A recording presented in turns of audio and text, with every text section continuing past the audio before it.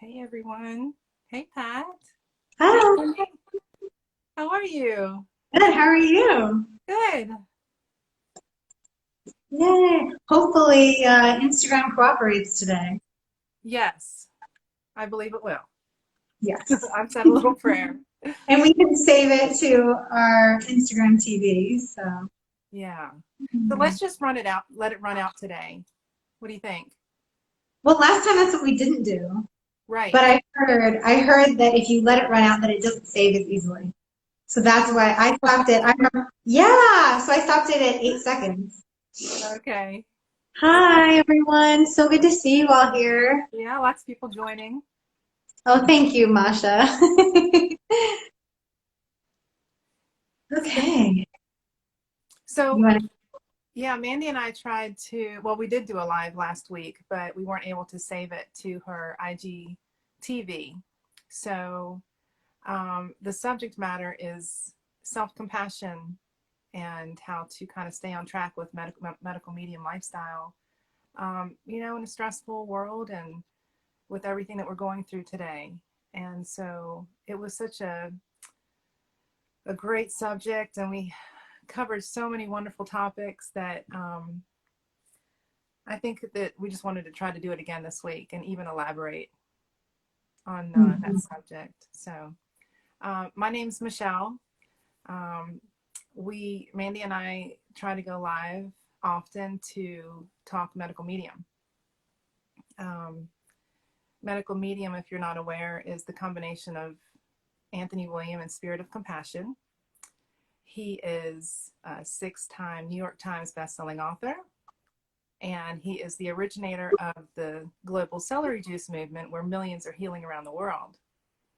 He also recently started an Apple podcast. Please go watch. He's put out 3 podcasts this week. It's all uncensored, which is the first time he's ever not censored himself, really. And he's talking about chemtrails, fruit fear, and there's a brain meditation that he just put out this morning that I am super excited to go watch and learn. Yeah, I can't wait to try Yeah. that. So I've been following medical medium for the past 3 years, and I have healed numerous issues from digestive distress, anxiety, depression, brain fog, eye floaters. I still have some eye floaters, but they're so much better. Um, Restless leg, hot flashes, endometriosis, diverticulitis, um, food allergies. So, and there's more. 3 years ago, I was 48 years old and I could barely walk at times for no apparent reason. And that's what terrified me into like really searching out a natural form of healing, because I was never one to go to a doctor and get labeled or take chemical medications. I just never believed in that. So um, I learned about medical medium in a pretty miraculous way and started protocols and was able to heal so much of that physical pain. There were times where I would go to stand up and I could barely walk. I'd have to walk, hold on to the counter. And it wasn't from over exercising or being too physical. It was just out of the blue.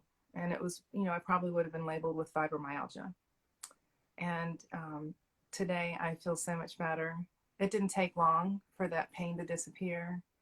I run up and down a mountain now, and I just feel like I'm growing younger. So, and this is You my friend. definitely are. If your liver's healing, you're growing younger. Yeah, yeah, and it's possible. And so, Mandy and I really enjoy just talking about the miracles that have happened for us. So, this is my friend Mandy Palmer. Hi, everyone. I've been doing medical medium for about 3.5 years now.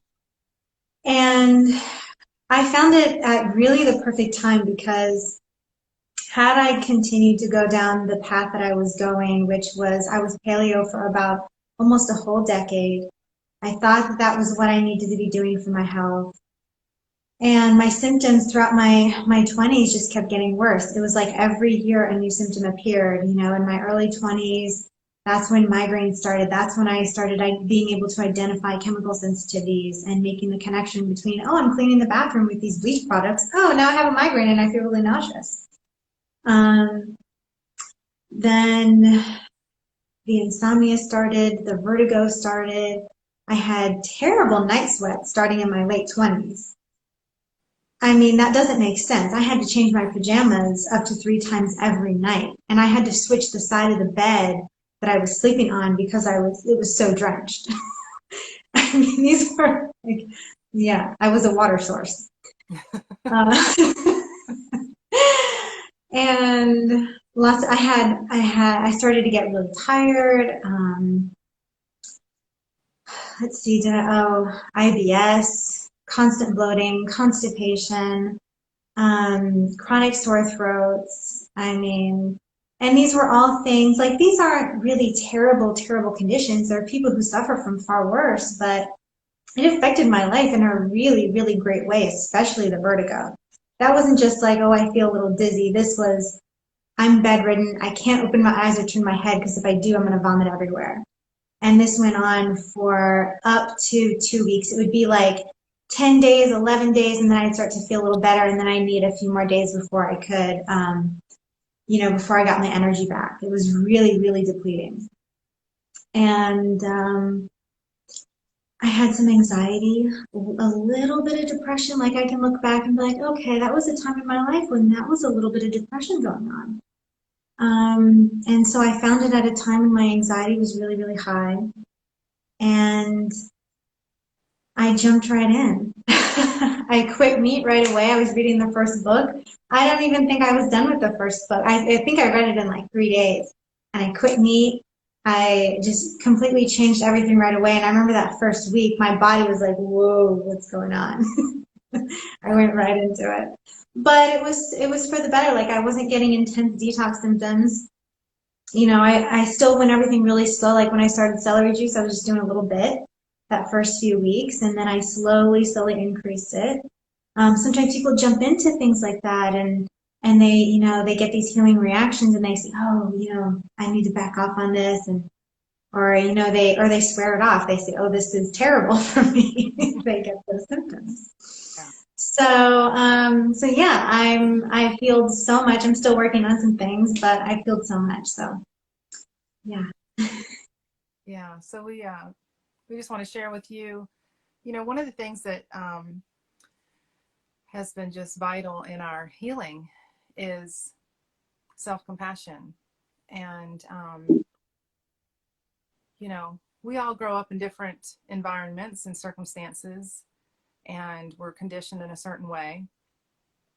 Some of us are conditioned to just like, desperately take care of ourselves and not worry about anybody else. And other life experiences cause you to overly care about other people so that you neglect yourself in the process.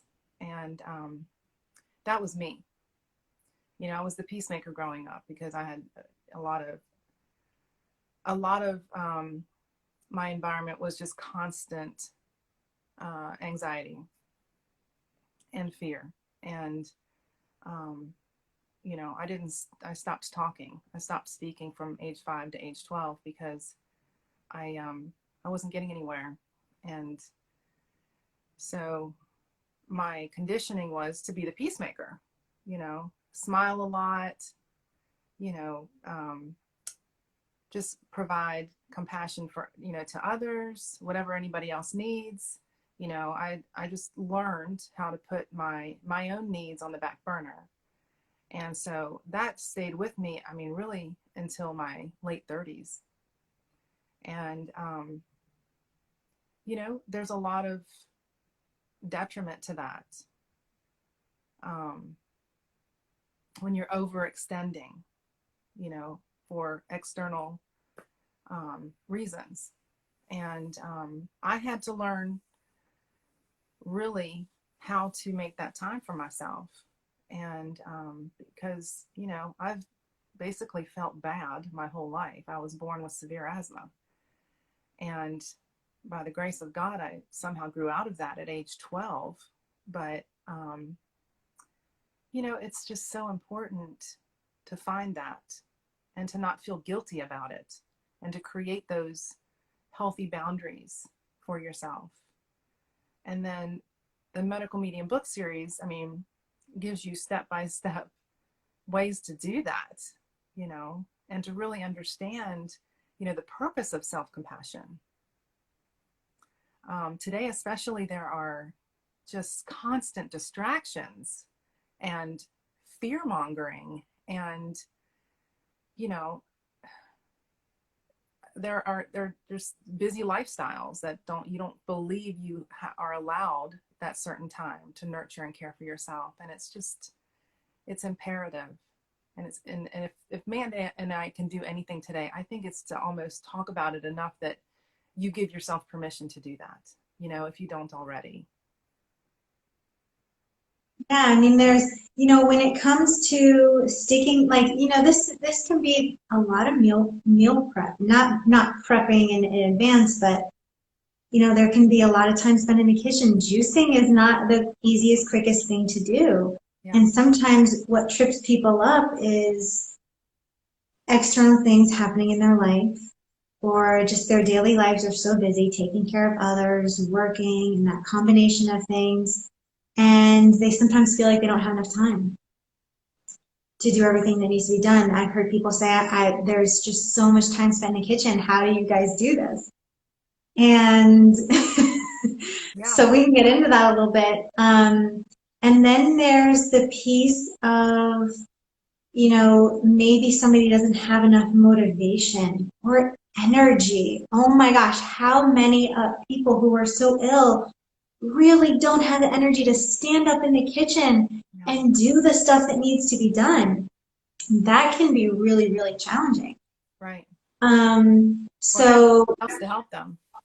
What's that? Yeah, and have someone help them. Yep. Yeah. So, always doing what you can do and being okay with what you can't do, even if it's not perfect. Yeah. As long as you're trying and you're educating yourself, you're reading his books, you're listening to the podcasts. There's so many Facebook groups that are wonderful where you can have conversations with people that have been doing this a while. I still visit all of these Facebook groups, and I love going in there and giving replies and helping people who are starting out. So yeah, being okay with where you're at, wherever that is, because if you do have that will, that drive to feel better, and you are trying, then just be okay with where you're at. Don't compare. Michelle and I would talk about our journeys. It's really important to not compare yourself to what other people are doing. I don't know, examples like making everything from scratch. Yeah. This lifestyle, if you're doing it, really strictly, that's pretty much what you're doing, is making everything from scratch, which Michelle and I both do.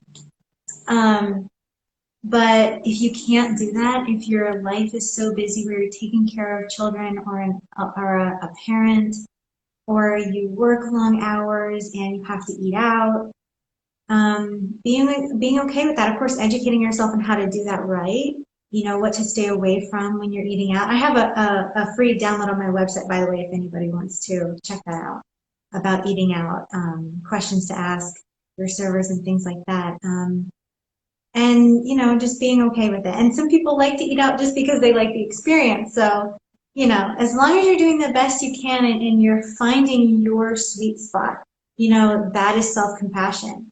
But also not being afraid to give to yourself with all of this stuff. Give yourself that time where you can have peace, where you can have a moment of peace. That is not selfish. Not selfish. Take care of yourself, and give yourself, make that time, make some time where you have time in the kitchen to prepare, asking others to help and assist when they can. And, that's not selfish. That's taking care of yourself is one of the biggest things we can do to honor ourselves and to honor God, in my opinion. Absolutely, I agree. And we can also set an example for others by doing so, Mhm. you know. And you touched on something that's so important too, is just, you know, allowing yourself um, that patience, that gentleness, and having that wonderful sense of not just I'm doing the best that I can, but I am worthy of all the best that life has to offer. And giving yourself that time, whether it's more rest, um, but just mainly having that self perspective, Mhm. that worthiness, and that knowing, because, God did make us in his likeness, and we are worthy of all the miracles in life. And, it's also really important. It's difficult to do sometimes when you see other people healing, and it's not always, to some people, inspiring. It's an opportunity to compare themselves, to how slowly they may be healing certain things. And um, one thing I really believe is that there are no accidents, and that everything happens in divine timing. So that faith and that trust for me creates harmony within my being. And that's really important to have that harmony, because um, resistance really doesn't get you anywhere, except you Mhm. know the wrong direction. So yeah. Yeah, you had started talking about in your life when you never had that self-compassion for yourself. When did it start for you? When did you start to realize that you had to take care of yourself more? Like, what was that like for you? Well, it started pretty young, like spurts of that started pretty young. Like my my home life, my environment was very abrasive. And both of my parents were alcoholics and chain smokers. And there was a lot of projection of guilt. And even though at 5 years old, even at 5 years old, you didn't do anything wrong, but someone's yelling at you. Um, you just, I started to go inward. and and I think that was the beginning of, like, knowing that, even though this is happening around me, and even though I have a lot of anger projected at me, I know that I am a loving, heartfelt, compassionate human being. And so it started there. When I was 7, I think I was about 7 years old, I started working. That was my first job at 7. I started working for my babysitter, who who had a farm. She worked on a farm where she took care of retired racehorses. And so I decided that after school every day, I wanted to go spend time on the farm and learn all there I could learn about the horses. And I learned to ride, and I learned to, just feed all the animals. There were pigs, and um, I can't really remember, but there were a lot of different animals there. And I mean, I would shovel poop every day just to get out of the house. So for me, that was an opportunity to kind of remove myself from that environment. And so, um, unfortunately, there were some traumatic experiences in my childhood, and um, I didn't have a safe place to go with that. So I internalized it, which was one of the worst things you can do. And one of the reasons I talk about this stuff is because there are so many other people in the world who have gone through traumatic experiences like rapes, and they don't have a safe place to go. So I kind of make myself an open book so that there's always a safe place to go. Like, I will always hold a space. I will always listen to anybody that needs to unleash that experience, because internalizing it and not talking to anybody about it, like I did for 12 years after, can really just damage your health even worse. And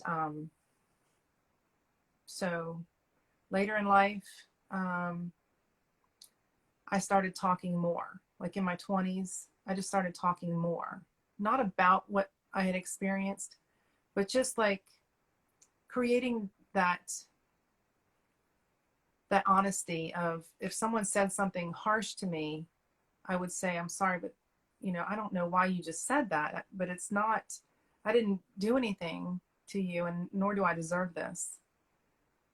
Stating my truth. Mm-hmm. And then I had other experiences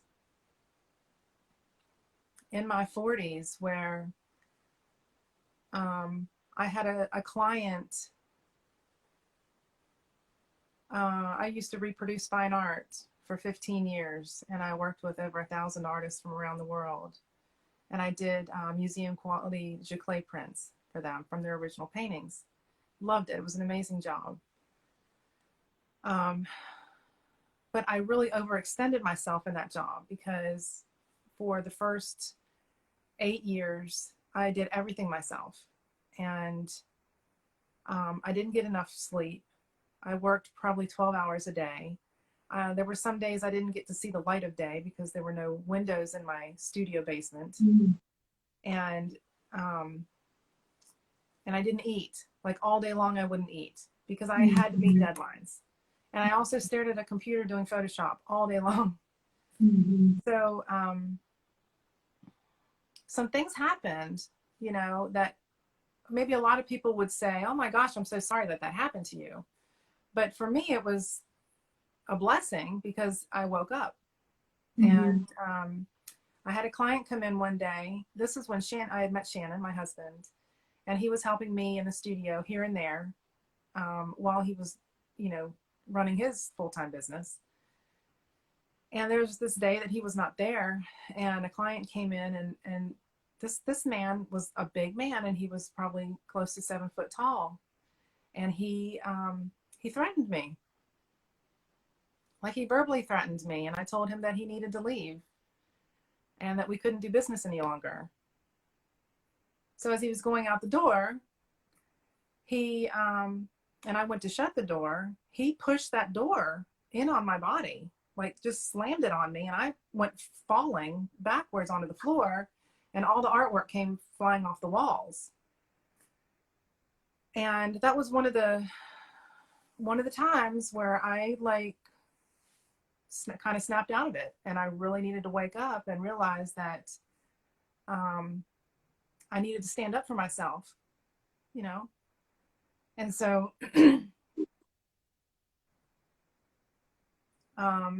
I stood up and I went to the door, and I said, he had his foot in the door, he wouldn't move his foot, and I said, do you want to move your foot?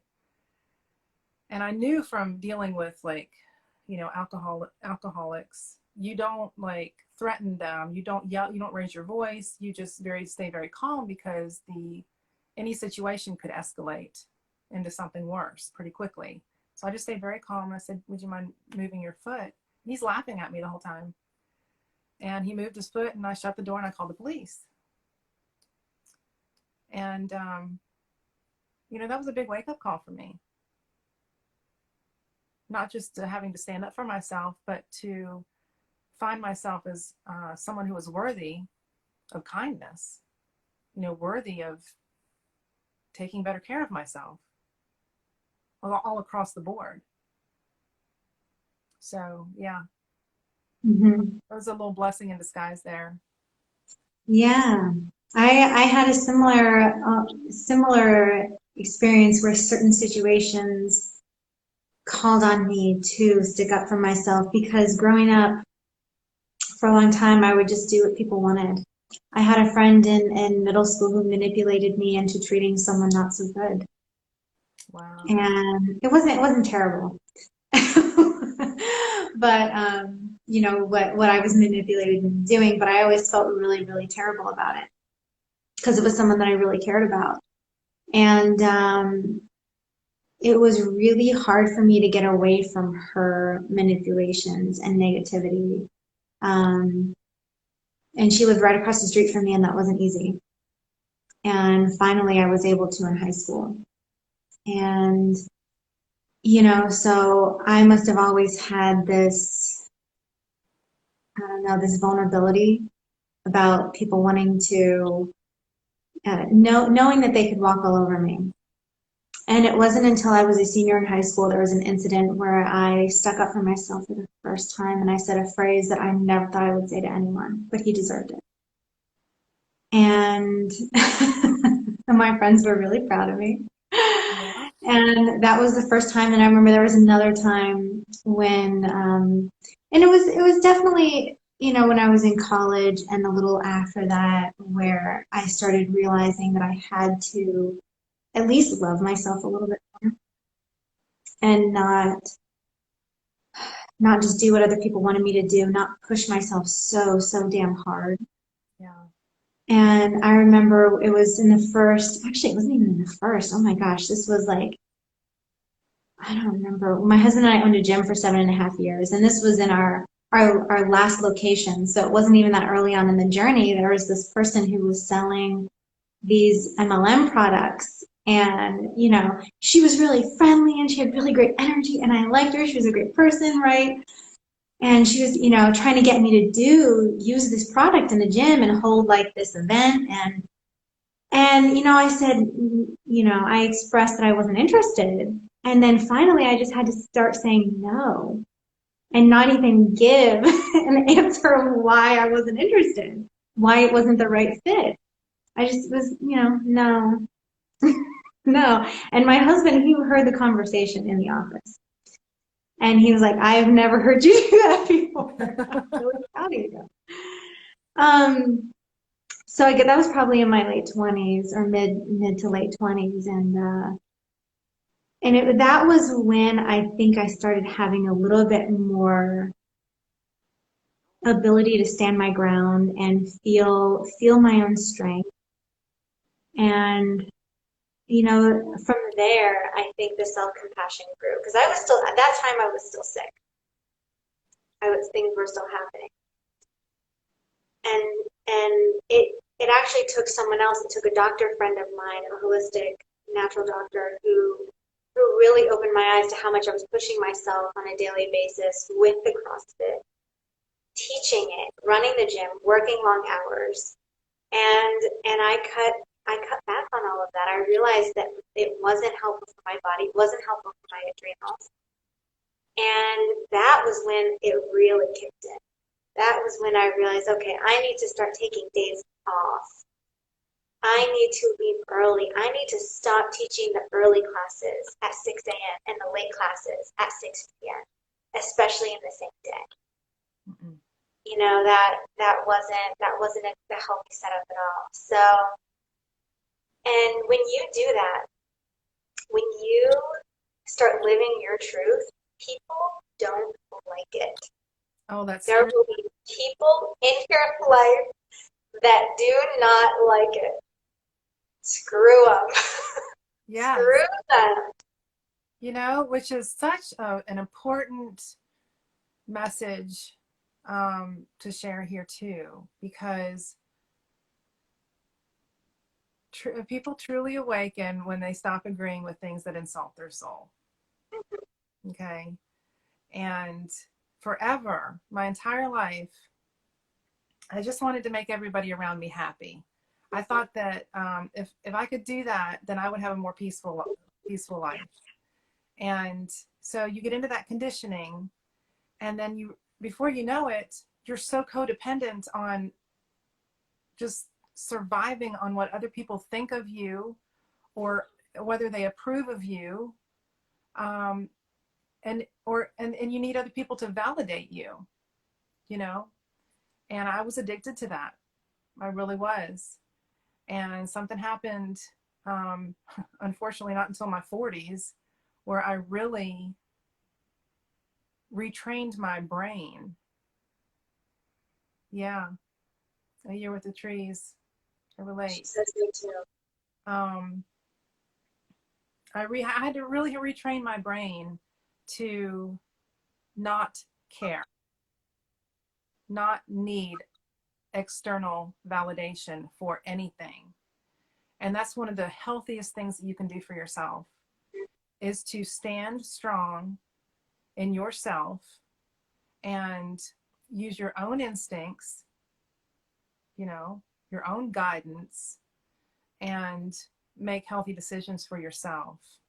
Because unfortunately, I mean, there are some wonderful people in the world, but there are also some people who live to manipulate others to get what they need, you know?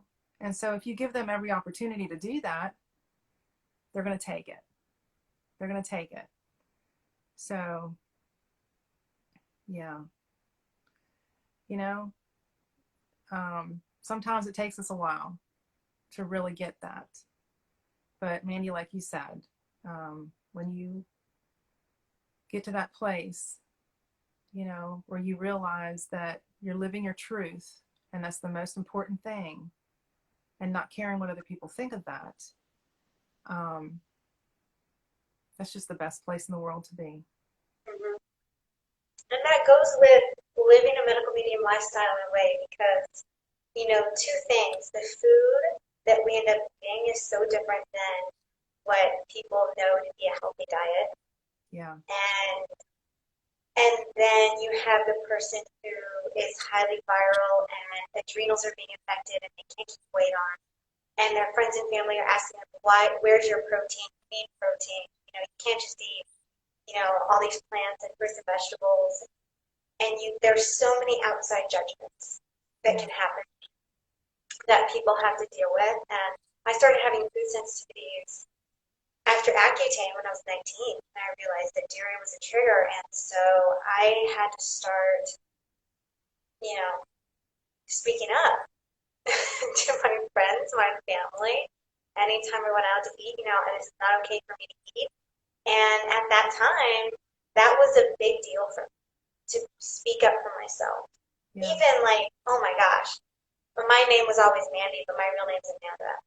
And it wasn't until, I swear, middle school that I had the guts to stand up to my teacher who, teachers are wonderful, and say, no, my name's not Amanda, call me Mandy.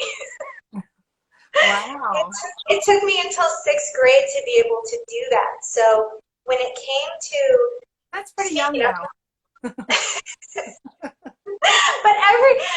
single year on the first day of school,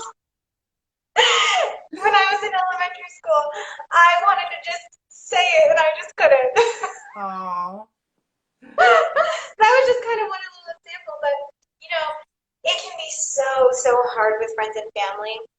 And for some reason, what we eat, people think it's their business. Yes, but you know why?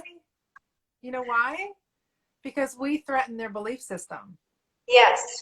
And what they know to be true, and they see it as an act of you saying that they're doing something wrong for themselves. Exactly. And they're not ready for that, and that's not okay. Right. Smile of Atlanta says, hello, beautiful ladies. You look great today. Thank you. I just came in to say hello. Love you so much. Well, I'm glad you came in. Love you, Julia. I think Sierra's on, Nicholas, Masha, Echoda. So many people with us today. And A Year with the Trees, who's Becky, she says, I hear you. I was in my 50s and 60s when I finally got it. That was in response to what you were talking about earlier. Becky also says, so many outside judgments is right. Yeah. They do think it's their business. Yeah. Yeah. And what someone thinks of you is none of your business. Yeah, it's not. We make it our business, you know. I Yeah. cared for a long time. I think I'm still getting away from that completely, but I've gotten away from it a lot. But I'm Yeah. still getting away from it a little bit. Well, But now I have you're still young. You have a ways to go. 36. You know, I've always been okay with speaking up for how I need to. You know, I've accepted it as, you know, a long time ago. This is what I do. And Yeah. I've never was never really shy about this part. Um, and I think that that's a really big part of it too, because a lot of times people will have these family and friends outside influences that are trying to teach them all this other mainstream medical information that we've all been through, we've all heard before, and that never helped us heal, get rid of our symptoms. And, you know, people will still try to, if you let them, they will still try to do that to you. So Yeah. don't let them, you know, shut them down with a kind statement of, I appreciate your concern, but, you know, this is what I'm going to do for you. Yeah. And just state it as it is and be confident when you say it. You know, Yeah. I don't think I give you a very good example of the confidence, but you're really confident and stand your ground when you say it. Look them in the eye. Yeah. We're validating other people when they express their, opinion about what we're doing. Ichota says you don't have to take it on. It can be hard. It can be hard though sometimes. Yeah, take on what other people are saying. Yeah. Yeah. Smile of Atlantis says we are so powerful community. We will save this world and Anthony. Yes, we will. The year with the tree says, yes indeed. What others think of me is not my business. So grateful to learn that lesson. And Ichota says the sound keeps sporadically going in and out. It's just sort of a tinny sound. I don't know why. Anyone else? I'm on the computer because my phone and the light keeps freezing. Oh no. I So hope it's not Mandy, a permanent thing. Mandy, you sound a little bit like you're in the distance, like almost That's like my office. in a barrel. Do I sound the same way?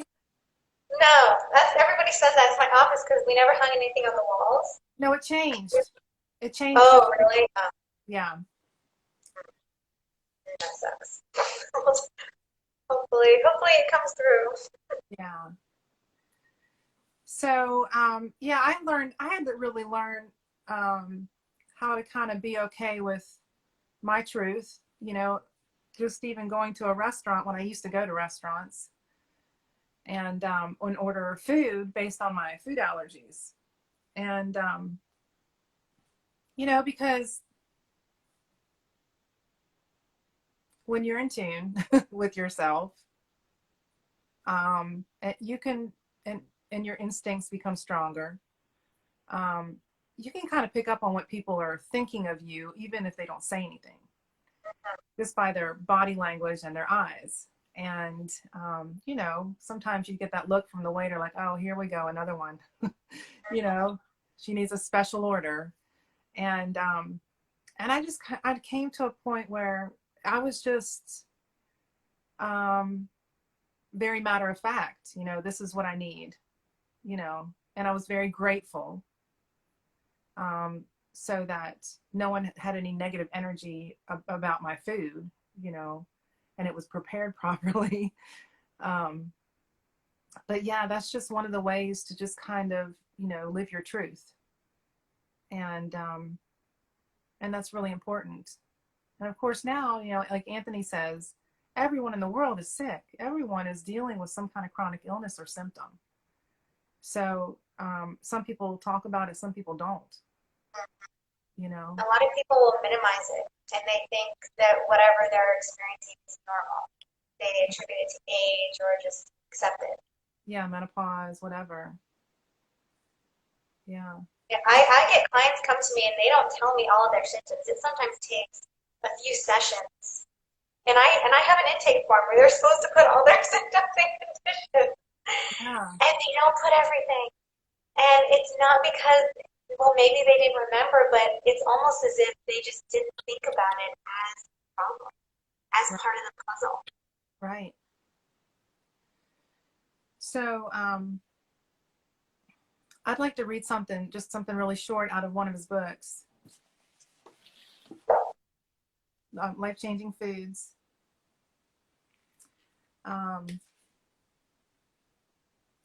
Hope is a popular topic these days. We all want hope. We all need hope. Hope is what fuels our dreams for ourselves and our families. Hope drives our will to live, our ambitions. Hope is the reason people get up in the morning. It's the glimmer in someone's eye. Hope is the spark of faith that your life can improve on every level. It's the determination in your heart that things can get better. They will get better. Without hope, we become empty shells of people. Without compassion, though, there is no hope. Compassion is hope's soul. Hope is the future. Compassion is the present. Hope is the path forward. Compassion is the torch that leads the way. Hope is the door. Compassion is the key. And hope cannot be unlocked without compassion in hand.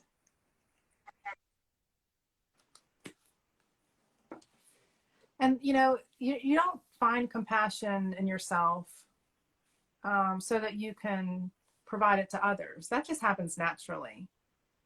You know, the goal should be to find that nurturing compassion for yourself, truly,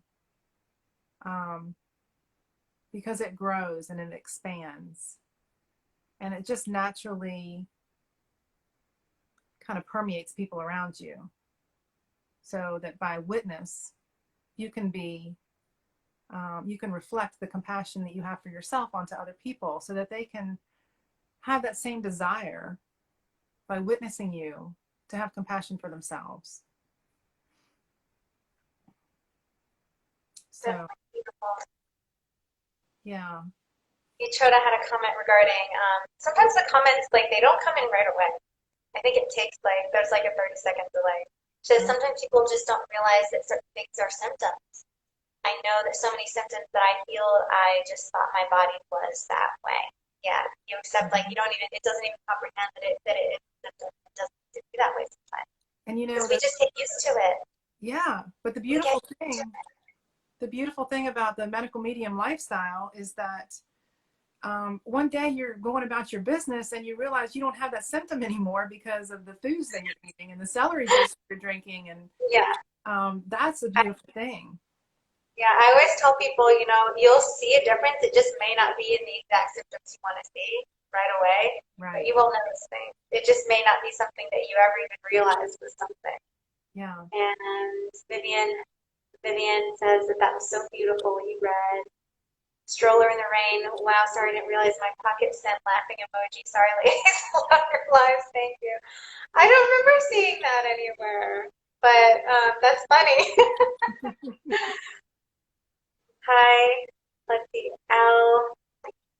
Altus Bella. Sorry, the writing's really small to me. Vivian says compassion is the opposite of judgment. Oh, I love that. It is. Mm-hmm. Yeah, so one of the things that I like to do to build compassion, that I've learned how to do, is kind of imagine myself sitting next to my 5-year-old, the 5-year-old version of myself. And when I first started doing this, I would tear up because I never really had that compassion for my 5-year-old self. And what I learned is that over time, as you heal, there's just joy. You know, you build that compassion and the tears stop because you now feel it on such a deep level that there's joy. And I would just sit and close my eyes and imagine that I have my arm around me at age 5 and, you know, just tell her that, you know, she's been through a lot and there's more that she's going to go through, but she's going to make it, and she's going to turn into the most, beautiful hearted, compassionate person that touches other people's lives. And just to stay strong, and you've got this, and whatever you can think of to try to just instill that. Because think about it, there are like so many different versions of ourselves that we go through as we grow and age. I'm not the same person as my 20-year-old by any means, but she's still a part of me. Oh, I can't wait to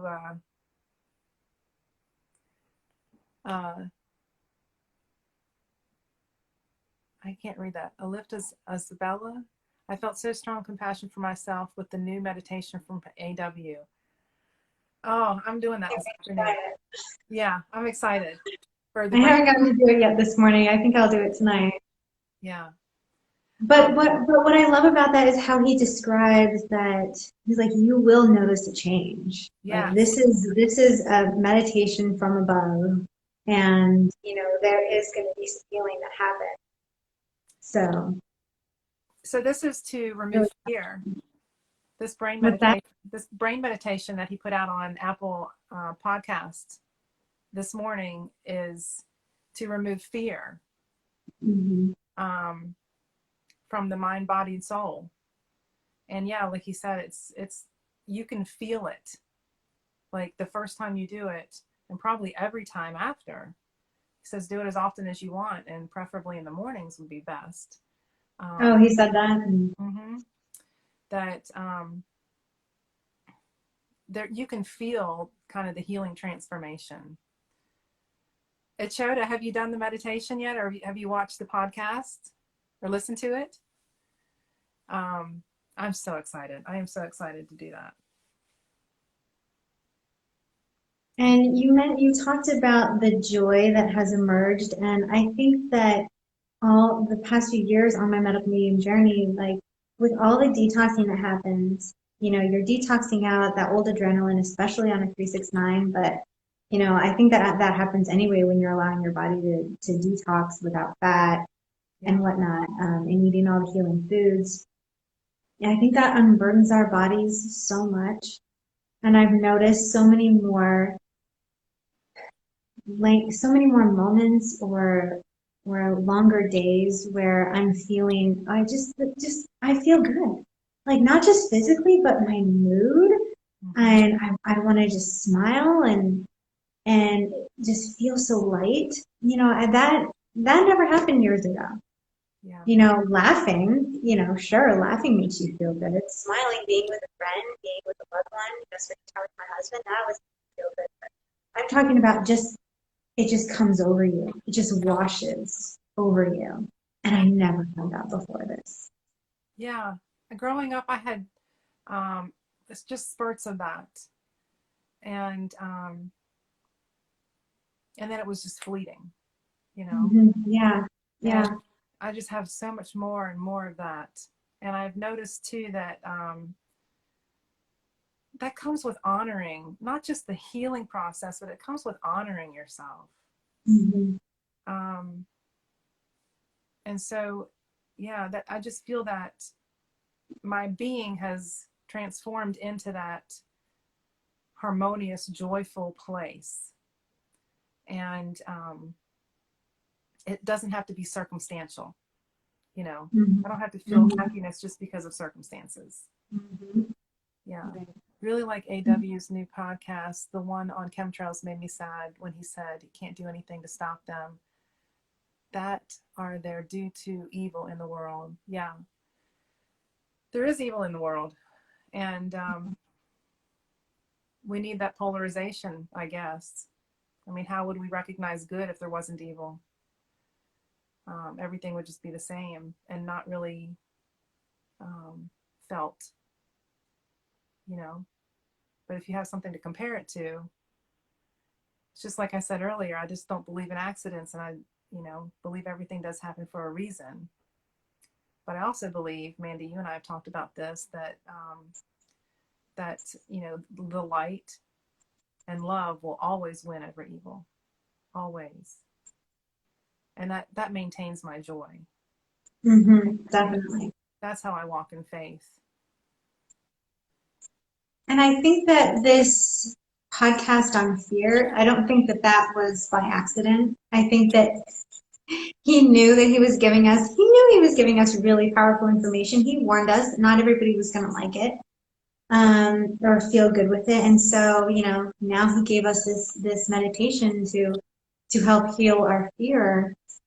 And, there is something that we can do about it. It may not be, starting a protesting group and protesting chemtrails, but it can be meditating and sending light.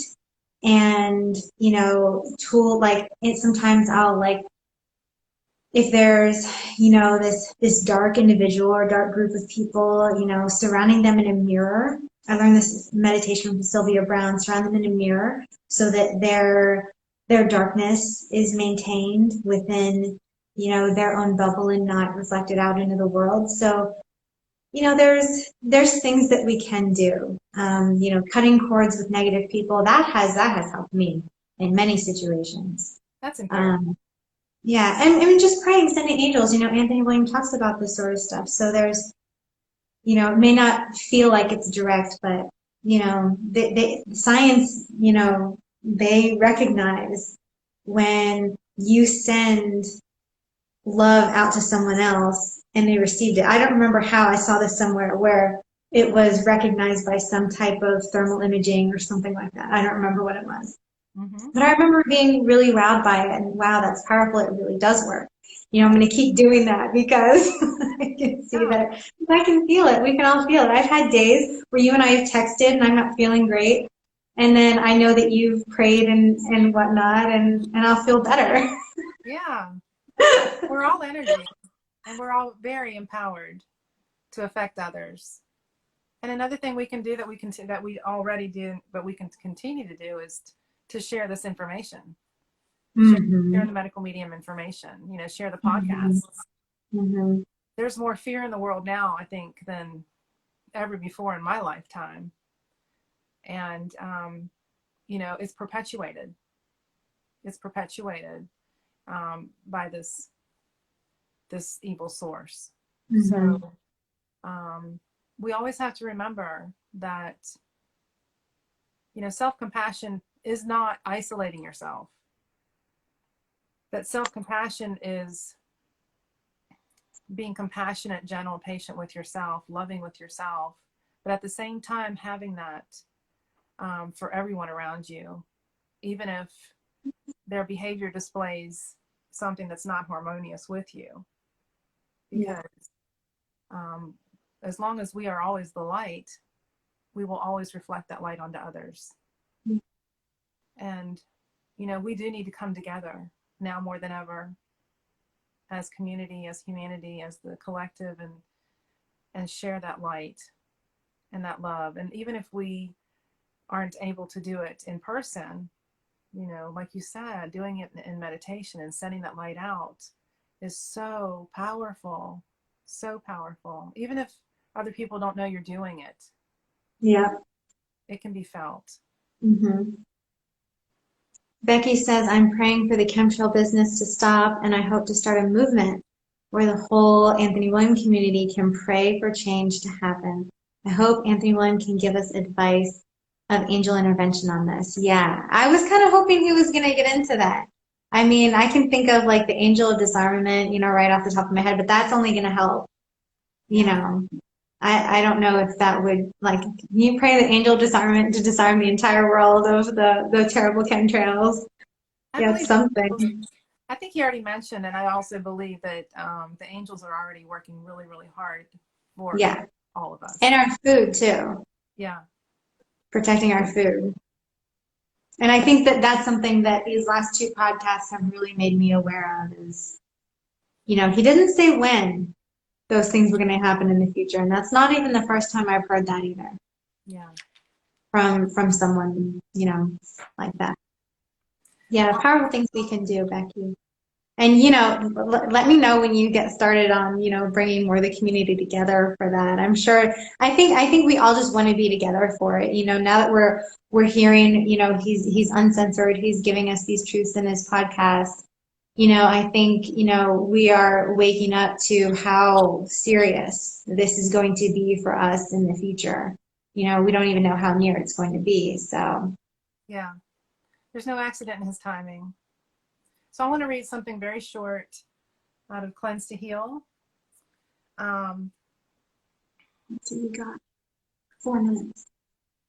Yeah, this is page 17 under An Army of Compassion. You don't have to hide anymore. I believe in you and all that you're going through, all that you're struggling with. I understand if you're battling symptoms that are confusing and feeling like they're holding you back, getting in the way of expressing yourself or becoming your true self. You're accomplishing more than you know through the process of struggling with your symptoms or illness. And there are answers about why we get sick. They do exist. You don't have to be without the knowledge of how to heal anymore. Be proud of using your free will to make your own choice to work on your healing. Have compassion for yourself and know that your suffering is not your fault. Your struggles are not your fault. You're accomplishing great things every single hour and day as you work on your healing process with the powerful tools in this book. I believe you can heal. That's from Anthony.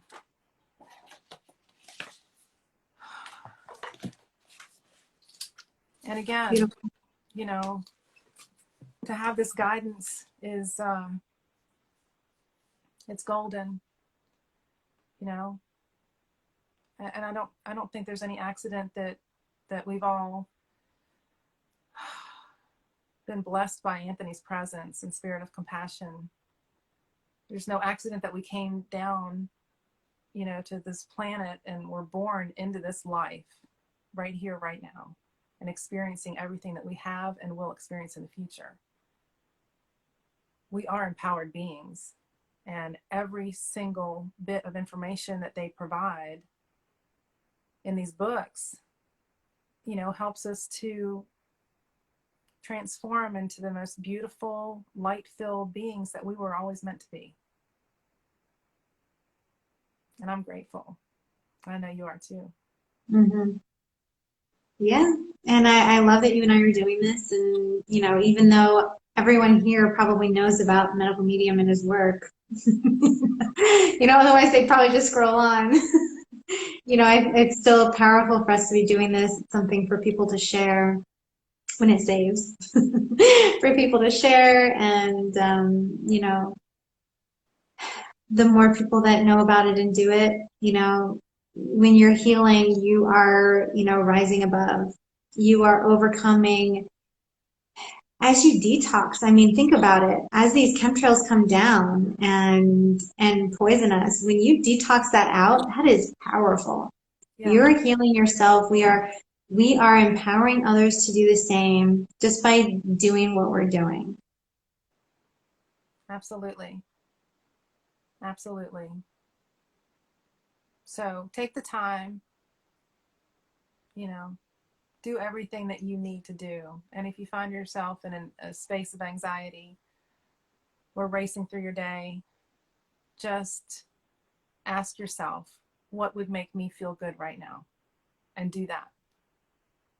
Do that, because you are worthy of it.